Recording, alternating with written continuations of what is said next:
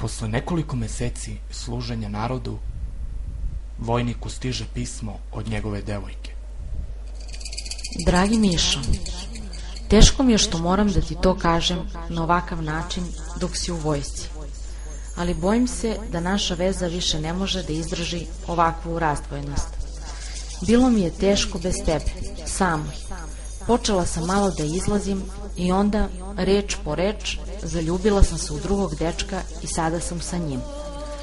Smatram da ne bi bilo u redu da se više zavaravamo i da je život u laži nešto što ni ti ni ja ne bismo prihvatili.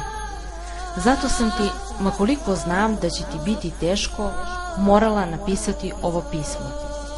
Izvini, ali nadam se da ćeš razumeti da je ovako najbolje. Puno pozdrava i sada samo prijateljski poljubac, Marina.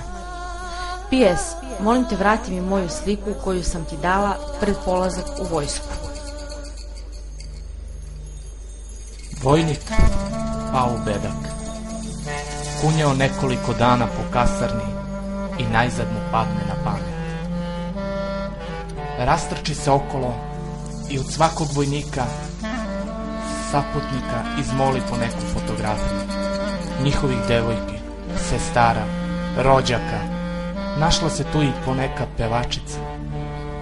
Skupi on tako nekih 50 fotografija, doda Marininu sliku i sve to pošalje u kovertu sa propratnim pismom. Draga Marina, hvala ti za tvoje pismo. Sve razumem. Što se tiče slike, nema problema. Ali iskreno ti kažem, više se uopšte ne sećam koja ti beše. Zato te molim da pronađeš svoju sliku i zadržiš je, a da mi ostalo vrati.